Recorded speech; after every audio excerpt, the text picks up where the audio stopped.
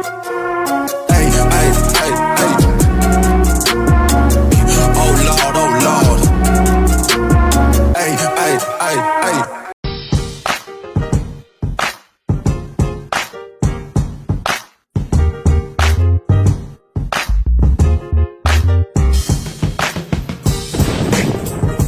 Shout out kay Delkite, Cheater, Edgards. Ang karugtong ng nakaraan, lumapit ang ating bida, at ginalaw-galaw nito ang braso ng bata, ay bigla itiniklop ito pataas, na paijak sa sakit ang bata. Agad na hinimas ng ating bida ang ulo ng bata sabay sinabi, "Nabali ang balikat at siku mo, kaya ibinalik ko ang mga ito, sa mga batang katulad mo, ay hindi pa lubusang nabubuo ang mga ligament, kaya madaling mabanat ang mga kasukasuan." Tumingin ang bata sabay sinabi, "Salamat po," muling sinabi ng ating bida, "Subalit, ang pakikipag-away sa isang kaibigan ay hindi ginagamit para sa iyong balikat at siko sa pakikipag-away ng sabay." Agad pinagpawisan ang bata. Sinabi ng ating bida, "Kaya ano ba talaga ang nangyari?" Patingkayad na umupo ang ating bida, pinantayan niya ang mukha ng bata at muling sinabi, "At yang mga pasa mo sa katawan, parang noon pa yan." Bahagyang napayuko na ng inig na nagdaop ang dalawang palad ng bata sa takot, at sabay sinabi, "Ginoo." Nagtataka na napatitig ang ating bida, lumuluha na sinabi ng bata, "Pakiusap tulungan niyo po ako." Nang laki ang mata ng ating bida sa pagkagulat, samantala, sa labas o karatig puok ng Keogh County, yumuko ang lalaki at sinabi sa dalawang lingkod, at sinabi, "Ako si Yuan Mo, ang mag-aalaga sa kanya hanggang sa huli." Siya ay si Yuan Mo, kilala rin sa pangalan Pyongyong. Sinabi ng isang lalaki, "Iniiwan ko po siya sa iyong pangangalaga mo, nakatatandang Pyongyong." Sinabi ng lalaking si Pyongyong, "Huwag kayong mag-alala, palalakihin ko siya ng maayos." Tila ba nakaramdam ng kaba ang dalawang bata? Yumuko ang lalaki at sinabi, "Kung gayon ay aalis na kami." Tumawa ang lalaking si Pyongyong, at sinabi, "Haha, hindi naman tayo nagkakalayo." Maya-maya pa ay sumara ang pinto ng tarangkahan. Ngumisi ng pailalim si Pyongyong na tila ba may balak. At sinabi, "Sige, ngayon ay umpisahan na nating agad." Agad hinila nito ang braso ng dalawang bata, at pakaladkad na hinila ito. Napasigaw sa sakit ang dalawang bata, dahil sa higpit ng paghila nito sa kanilang braso, sabay na sinabi, "Aray ko po, masakit po master." Binitbit pa itaas ni Pyongyong ang isang braso ng bata, umangat ito sa ere, napasigaw ito sa sakit. Inis na sinabi ni Pyongyong, "Ano ang karapatan mo na maaari mo akong tawagin master, bastos kang bata ka. Kayo ay alipin ko, at kayo ay pag-aari ko." Bumakas ang takot sa mukha ng bata. Ngumisi si Pyongyong at sinabi, "Naintindihan mo ba? Samantala, sa ating bida." Habang kausap nito ang dating pari na si Myung-il, at sinabi, "Sinasabi mo ba na kaya patakbong tumakas ang bata upang humingi ito ng tulong?" Sinabi ng ating bida, "Oo, dinala ko siya dito, baka sakaling may malaman pa tayo mula sa kanya." Napahawak sa ilalim ng chin si Myung-il, at sinabi, "Isang master na may apelyidong Yuan, na naninirahan sa Keogh County, at malamang ay si Yuan Gon." At ipinagyayabang niya na tila siya ay espesyal, dahil sinasabi niya na pang-labing-anim na kamag-anak siya ni Yuan Shu.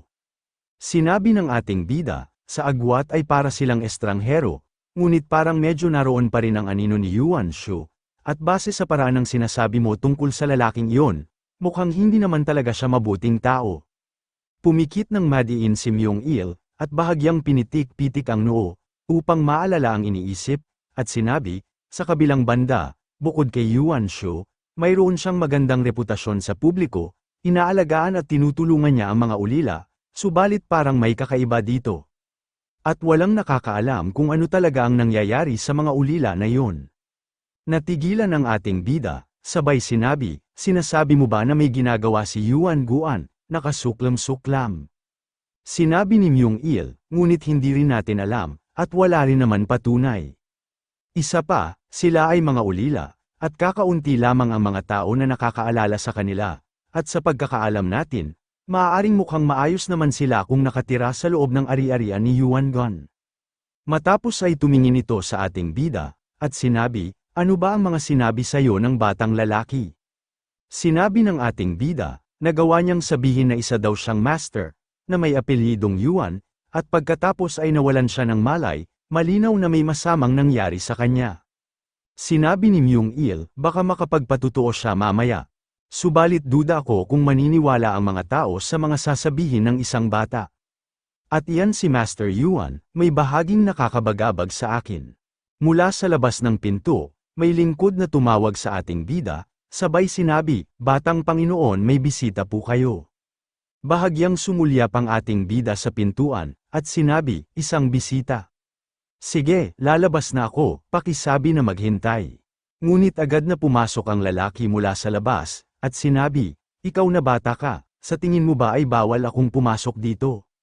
Siya ay si Gocho, kilala din pangalan Hogyan, lumingon ang ating bida, at gulat na natuwa ito, sabay sinabi, Nako, Panginoon Go, ano po ang nagdala sayo dito? Nang laki naman ang mata sa gulat ang lalaking kausap ng ating bida. Sinabi naman ni Gocho, bakit, kailangan ko ba ng dahilan para pumarito? Sinabi ng ating bida, kadalasan ay ikaw po ang unang nagpapadala ng mensahe. Nakangiti na sinabi ni Gocho, walang akong pinagkakaabalahan ngayon, mabuti pa ay dalhan mo na lang ako ng tsaa. Agad naman nagtago sa ilalim ng lamesa ang lalaking si Myung Il, pawisan nito. Note, tip sa buhay ni Myung Il, si Myung Il ay dating isang mataas na ranggo ng isang pari sa Taipang daw. Ang sekta ng Taipang ay napagod ng gumamit si Gocho, ngunit binaligtad niya ng husto ang sitwasyon. Habang abala sa pakikipag-usap si Gocho, palihim na tumakbo sa pagtakas si Myung Il na puno ng kaba. Habang ang ating bida ay palihim na sinulyapan ang mabilis na pagtakbo ni Myung Il. Hindi naman ito napansin ni Gocho at sabay sinabi sa ating bida, nga pala, nabalitaan ko na may sinimulan kang bago. Agad na tumawa ng hilaw ang ating bida, upang mapagtakpan ang pagtakas ni Myung Il. Sabay sinabi, haha, kung nabalitaan mo na yon, siguradong maayos naman ang naging trabaho ko. Sinabi ni Gocho, nang pabiro itong tinuro ang ating bida, kaya ba sinasabi mo na ang mga bagay na kumikita lang ang pinapahalagahan ko, ganun ba yon? Nakatawa na napakamot ng ulo ang ating bida, at sinabi, nako, hindi naman ganoon yon, ilang na ba ang nabubuhay sa mga butil na ipinagkaloob mo? At hindi ito bagay na basta-basta na sinasabi ang ganoon, at kung nais mong tumulong sa bawiwan, mas maganda sana ang bagay na iyon. Inis na sinabi ni Gocho, sabay taas ng hintuturo, ikaw, lintik kang bata ka. Ikaw ang nagbukas niyang, at hindi ako, patuloy na nagkamot ng ulo ang ating bida sabay sinabi, sige na, wala na akong narinig. Maya-maya pa ay kalmado na itong sinalina ng ating bida ng tsaa. At sinabi, napadaan lang naman ako dito upang maglibot-libot sa paligid, nakaramdam kasi ako ng kakaiba na hindi mapakali na pakiramdam. Bahagyang nagtaka ang ating bida, at sinabi, ang inaasahan ko, ay isang salita ng pagpapala at hindi isa salita ng isang babala, bakit, may nangyari ba? Natigilan si Gocho, sabay sinabi, oo, at kanina lang, sabay titig sa ating bida, at muling sinabi, may isang taong kumukupkup sa mga inabandunang mga bata, tulad mo. Natigilan ang ating bida, napaisip ito, muling nagpatuloy si Gocho, at sinabi, na nabalitaan ko nang nagbukas ka ng bawiwan, para sa mga naulila, naaalala ko siya. Sinabi ng ating bida, mukha naman na mabuting tao siya, bakit parang kakaiba ang ipinapahiwatig ng itsura mo? Tumingin si Gocho, at sinabi, dahil hindi maganda ang kinalabasan ng mga ito tungkol sa kanya. Bahagyang ngumiti ang ating bida, sabay sinabi niya sa kanyang isipan, kung gayon ay nag-aalala siya sa akin. At sinabi, kay Gocho, hindi naman ito magiging madali, ngunit susubukan ko itong makayanan, sinabi ni Gocho. Subalit, hindi yun ang ibig kong sabihin, 10 taon na ang nakalilipas may pinatay siya na isang tao, tila bakidlat ang pagkagulat ng ating bida, muling sinabi ni Gocho, at ayokong makita kang magtapos sa parehong paraan, bumakas sa mukha ng ating bida ang pagkabigla, takot at kaba, ang kanyang naramdaman. Ano ka mo pinatay? Ano ang ibig mong sabihin dyan? Natigilan si Gocho, matapos ay ngumiwi ito ng napapikit sabay sinabi, medyo nagbago na ako simula nang gamutin mo ako. At nagsimula na akong mag-isip na nais ko ring tumulong sa mga tao, sabay kuyom ng kamay. Matapos ay muling sinabi, kaya, napagpasyahan kong tulungan ang isang tao. Natigilan na napatingin ang ating bida, muling sinabi ni Gocho, ang pangalan niya ay si Sang Deok. At kahit halos hindi sapat para mabuhay, kinupkop at pinakain niya ang mga naulila. Ito ay noong panahon na kumakalat ang mga dilaw na turban, kaya karaniwan ito para sa mga balo na iwanan ang kanilang mga anak. At nakakaawa siyang makitang namam-alamos ng awa para lang mapakain ang mga batang yon, kaya tinulungan ko siya. At pagkalipas ng halos 3 taon, bumuti na ang kanyang sitwasyon at dumami lalo ang kanyang mga alaga. At siya lang ang lalaking natulungan ko, ngunit dahil marami pang iba ang nakaligtas dahil doon, ay hindi naman masama ang naging sitwasyon. Subalit, doon natapos ang masasayang panahon, pinagdaop nito ang 2 kamay, sabay yumuko ng malungkot at pilit inalala ang nakaraan, at muling sinabi, at sa mga panahon na ito, ilang taon na rin ang nakalilipas, siya ay natagpuan na wala ng buhay. Ang sabi nila namatay siya malayo sa kanyang tahanan, at narinig ko na namatay siya pauwi galing sa isang taberna. Kunot ang noo, na sinabi ng ating bida, kung gayon bakit mo sinasabing siya ay pinatay? Sinabi ni Gocho, dahil siya ay isang lalaking hindi kayang uminom ng kahit isang patak ng alak.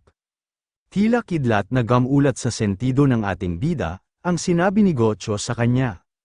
Kumuyamang nanginginig na kamao ni Gocho, at sinabi, bukod pa dito, sa lahat ng lugar, bakit ang taberna pa?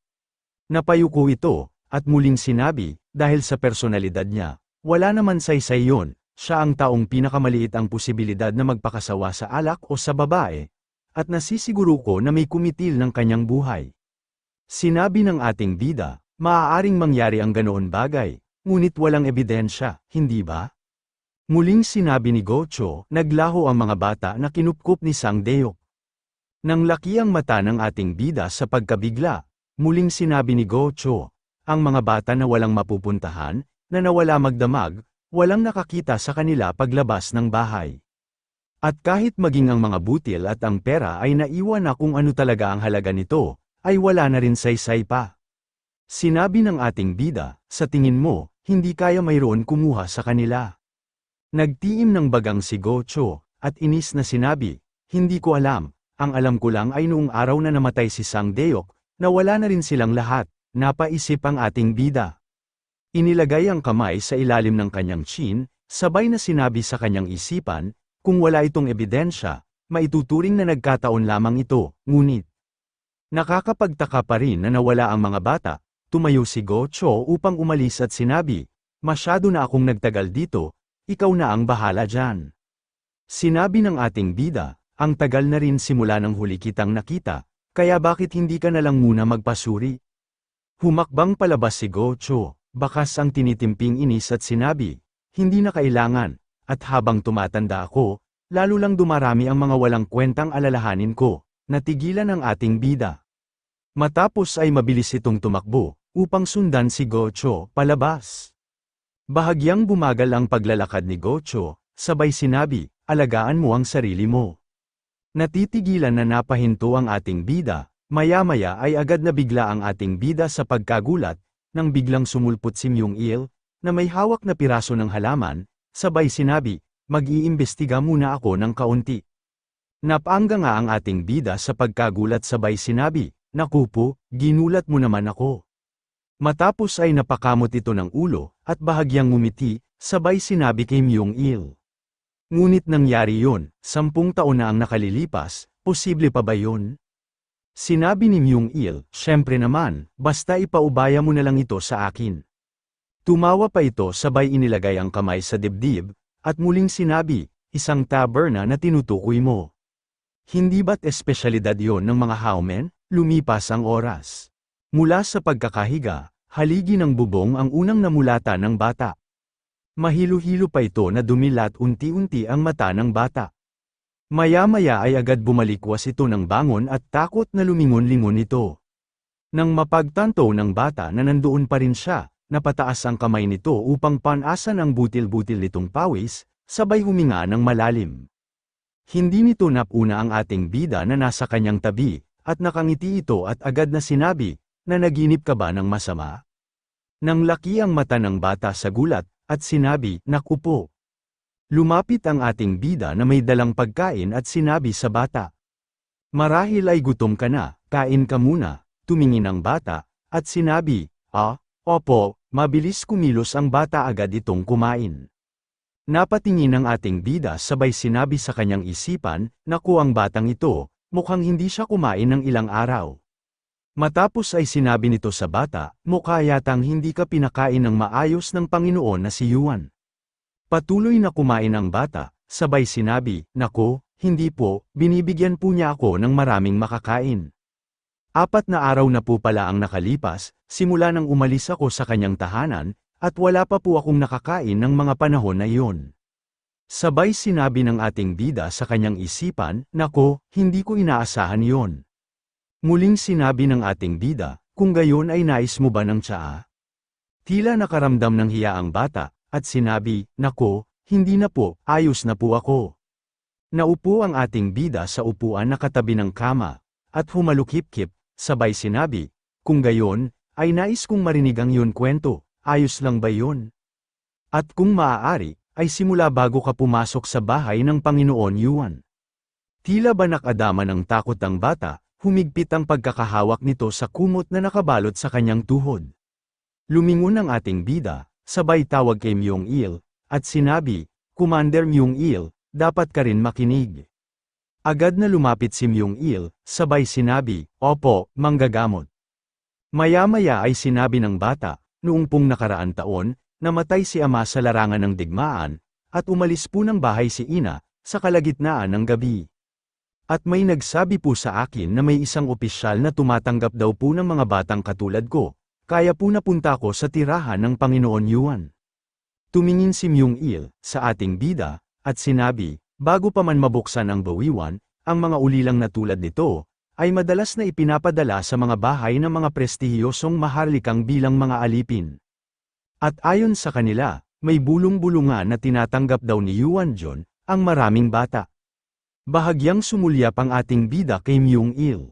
Napayuko at impit na lumuha ang bata, kumuyam ang payat nitong kamao, at muling sinabi, "Subalit madalas ay sinasaktan ng Panginoon Yuan, ang mga bata. Pinahihirapan niya kami at hindi niya kami pinapayagan lumabas."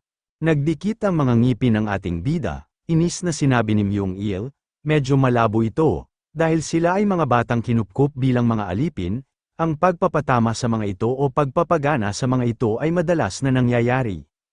Ay hindi sapat upang tawaging krimen." Napaisip ang ating bida, sabay sinabi sa kanyang isipan, "Tama, sa taon 195 pa rin ito." Note, ang konsepto ng karapatang pantao ay nagsimula lumagok lamang pagkatapos ng ika-17 o ika-18 siglo, muling sinabi ni Myung-il sa bata. "Kaya ka ba tumakas dahil sinaktan ka niya at pinagtrabaho pa?"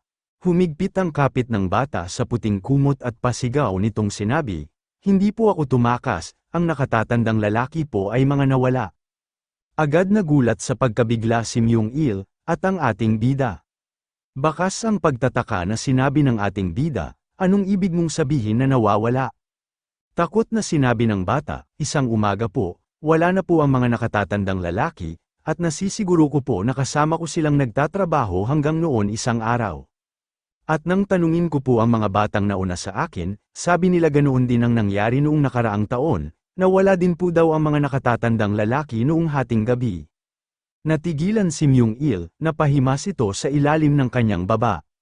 Yumuko ito at muling sinabi, "Ilang taon na ba ang mga lalaking yon? Hindi po ako sigurado, ngunit marahil po ay 15 o 16 po." Muling sinabi ni Myung-il, "Kung gayon, kung mabibigyan ng pagkakataon. Mayroon bang mga batang lalaki na mas matanda kaysa doon sa bahay ng Panginoon Yuan?" Namuo ang luha sa gilid ng mata ng bata at sinabi, wala po akong nakita maliban sa mga utusan." Lumingon ang ating bida kay Myung-il, at sinabi, "Mukha yatang ipinagbili sila." Tumango-tango si Myung-il, at sinabi, "Oo, subalit ang pagbebenta ng mga alipin ay hindi paglabag sa pambansang batas." Note, ang mga alipin ay itinuturing na pribadong pag-aari ng kanilang mga Panginoon at maaaring bilhin o ibenta ayon sa kagustuhan. Noong panahon ng Dinastiyang Han, Mayroon pang espesyal na pamilihan ng mga alipin na tinatawag na noshi, muling sinabi ni Myung-il, sa bata. Mayroon ka bang napuna na kakaiba? Bago nawala ang mga nakatatandang lalaki, yun mga parang mga taong hindi mo pa nakikita na bumibisita noon. Takot na pilit iniisip ng bata ang nangyari, sabay sinabi, noong araw po bago sila nawala, dumaan po doon ang mga lalaking may dalang espada, agad na nagulat ang ating bida. Nanginginig na puno ng kaba at takot na sinabi ng bata. Isang araw bago po mawala ang nakatatandang lalaki. Mayroon po mga lalaki na may dalang espada na pumasok sa bahay. Agad na bigla ang ating bida, nang laki ang mata nito sa pagkagulat. Tumingin si Myung-il sa ating bida, sabay sinabi, "Manggagamot hua, maaari ba na ako ay?" Sumulyap ang ating bida na natitigilan, matapos ay sinabi nito sa bata. "Magmula ngayon, ay dito ka natitira." Lumingon ang bata na mayroon na muong luha sa kanyang mga mata. Seryoso na sinabi muli ng ating bida, "Ako mismo ang susuri sa bagay na ito." Lumipas ang oras, sa tanggapan ng Kiao County ng araw ding yun. Agad na pumunta ang ating bida sa tanggapan at kinausap ang kanyang kapatid na si Hua Fen. Agad nagulat si Hua Fen, sa sinabi ng ating bida, nakatayo ito habang may hawak na talata, sabay napalingon at sinabi, "Ano kamo, mga ulila?" Agad na sumagot ang ating bida at sinabi, "Oo, ang mga ulila sa Kiao County." Humakbang si Hua Fen, palapit sa lamesa. Napahawak pa ito at sinabi, sa mga panahon na ito ay wala nang gaanong digmaan dito, at ang Kiao County ay medyo malayo sa pangunahin larangan ng digmaan, kaya mas kakaunti na ang mga balo at ulila kaysa sa ibang lugar. Matapos ay humalukip-kip ito, at muling sinabi, nang magsimula ng magbukas ang bawiwan, ay ipinapadala na namin doon ang mga ulila na mayroon dito. At sa puntong ito masasabi kong halos walang nang natitirang mga ulila ang Kiao County. Napaupo ang ating bida, sabay hawak sa dulo ng lamesa, tumingin ito kay Hua Fen, ng seryoso at sinabi, "Oo, ang mga ulila mula sa ibang mga lugar ay madalas ding ipinapadala sa bawiwan. Kaya maniniwala ako na wala nang gaanong natitira na mga ulila sa Kiao County." Napatitig si Hua Fen, sa ating bida sabay sinabi sa kanyang isipan, itong lalaking ito. Hindi man lang niya ako kinakausap bilang kapatid niya, kundi bilang mahistrado. Matapos ay bahagyang ngumiti at pinitik-pitik nito ng hintuturo ang kanyang braso at sabay na sinabi, sa ating bida, mayroon ka bang ikinababahala, maharlikang manggagamot? Tumingin ang ating bida sa kanyang kuya, sabay sinabi, maaari mo bang matukoy ang mga naulila kung saan sila namalagi, bago pa man umiral ang bawiwan? Agad nagtaka si Hua Fen, sabay sinabi, yun mga dati ba? Napatingin ito sa mga talata na naipon sa ibabaw ng lamesa at sinabi, dati ay mayroon naman mga nakatala kung sino ang bata ang ipinadala sa alingman sambahayan, ngunit, pagkatapos noon, natigilan ang ating bida, matapos ay sinabi, maaari ko bang makita ang mga nakatala sa talata na iyon? Maya-maya pa ay pumasok ang dalawang lingkod, na mayroon mga bitbit na mga talata. Inilapag ito sa lamesa, sinundan naman ito ng tingin ng ating bida. Agad na binuksan ito ni Hua Fen, sa ibabaw ng lamesa, at sinabi, syempre naman, at pakisuri mo na rin ang mga ito. Kinuha ito ng ating bida at agad itong pinasadahan ng basa. Matapos itong basahin, ay kumuha itong muli, at muling binasa. Sabay sinabi sa kanyang isipan, gaya nga ng naisip ko. Sabay sinabi kay Hua Fen, ang Panginoon Yuan Pyeongjong ang may pinakamalaking impluwensya. Tumango-tango si Hua Fen, at sinabi, sa mga kilalang tao sa lugar, mas kilala siya sa pag-aalaga sa mga ulila kaysa sa iba. Sinabi ng ating bida, kaya ba ganoon karaming ang mga ulila na kinukuha ng ibang malalaking sambahayan? Sinabi ni Hua Fen, natural lamang na karamihan sa mga tao na hindi tatanggap ng higit pa sa kaya nila. Pagkatapos naman yun, ay tinatanggap na nila sila bilang mga alipin, at ang mga buong numero ay maaaring makarulong sa isang sambahayan, na may malinaw na limitasyon. Nilapag ng ating bida ang hawak na talata, lumikha ito ng kaunting tunog, at sabay sinabi, kung gayon, ang Panginoon na si Yuan Pyeongjong at tiyak na mayaman na. Na tumanggap ng mahigit 200 na bata, tila bakidlat na tumusok sa sentido ni Hua Fen, ang sinabi ng ating bida, nang laki ang mata nito sa pagkabigla sabay sinabi, Ano, 200? Mabilis na kinuha ang talata at agad pinasadahan ng tingin, at muling sinabi, sigurado ba ito, hindi naman maaari na ganoon karami yun. Sinabi pa ng ating bida, humigit kumulang 200 sa nakalipas na 8 taon lamang, at malamang mas marami pa kung bibilangin mo ng mas maaga. Sinabi ni Hua Fen, noon ay may sinamahan kami na matandang master na pumunta dito, at mayroon siyang humigit kumulang 40 miyembro ng pamilya at 200 alipin sa kabuuan. Sinabi ng ating bida, nakakapagduda naman na mas mayaman ang Panginoon Yuan Pyeongjong, kaysa sa matandang Panginoon Go Cho. At gaano ba kalaki ang kalupaan ng Yuan, upang magkasya ang ganyan karaming bata? Napatingin si Hua Fen sa kanyang kapatid, nagpatuloy ang ating bida sa kanyang sinasabi, halos kasing laki lang ito ng manor ng Hua, at ang limitasyon ng manor ng Hua, ay halos 100 tao, kaya imposible na ang isang kalupaan na kasing laki nun, na kayang magkasya ang lahat ng mga bata na yon. Mahestrado Hua, maaari po ba kayong mag-ayos ng isang normal na pagbisita? Natitigilan na napatingin si Hua Fen, matiim na sinabi muli ng ating bida, nais ko mismo na makita ang kanyang mukha. Lumipas ang 2 araw, sa estado ng Yuan, sa Qiao County. Nasa harapan nito ang 2 magkapatid, sinabi ng ating bida, Mahestrado Hua, ang kailangan natin ay hindi dapat palampasin ang kahit ano. Sinabi naman ni Hua Fen, naintindihan ko, maya-maya pa ay bumukas ang gate. Nakangiti na bumungad ang nakatayo na lalaking si Yuan Pyeongjong, at sinabi, maligayang pagdating Mahestrado Hua. At salamat sa pagdating mo dito sa aking simpleng tahanan.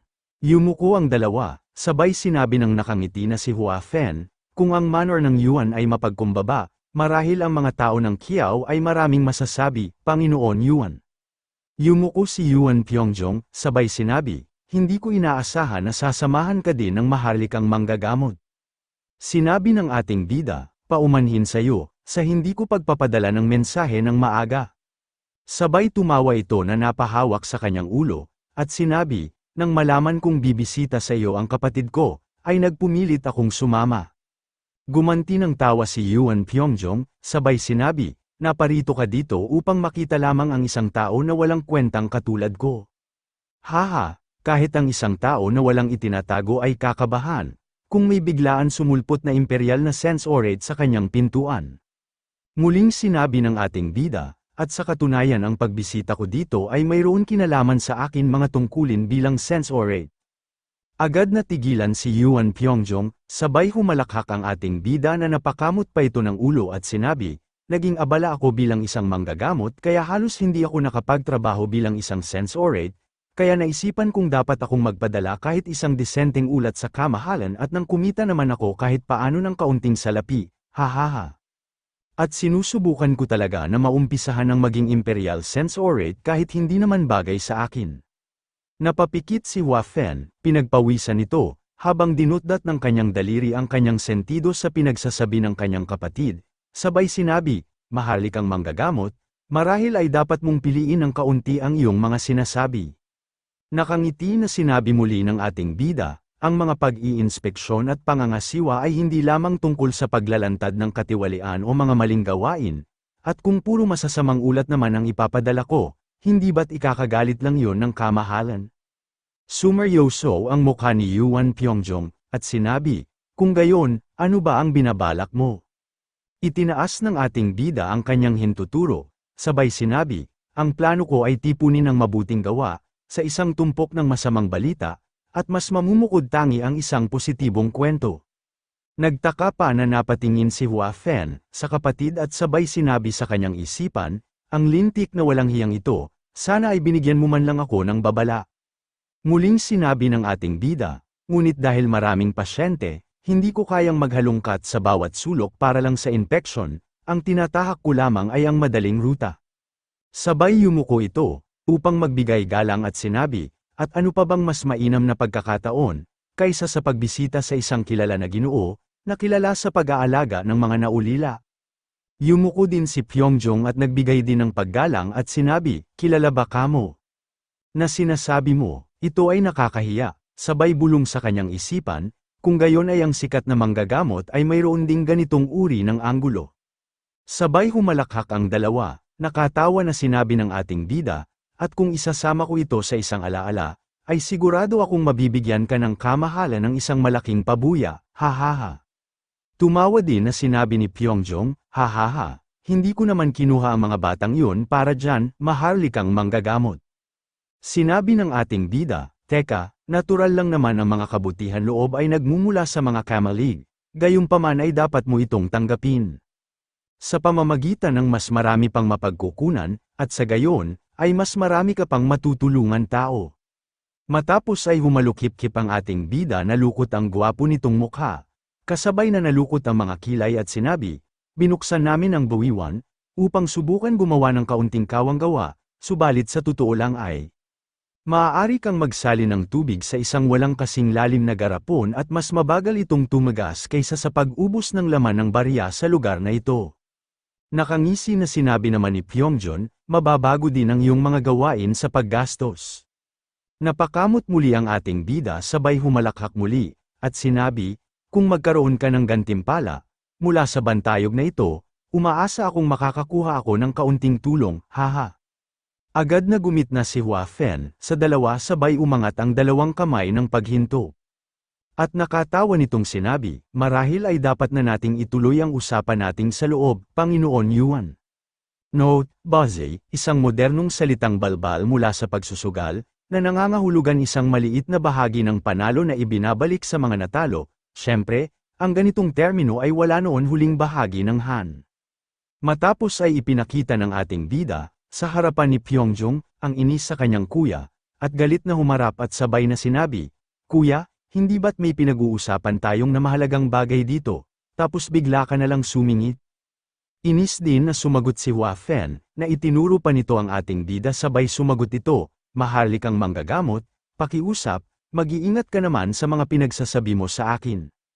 Habang nasa pagitan nila si Pyongyong na tila ba natutuwa sa pagtatalo ng magkapatid.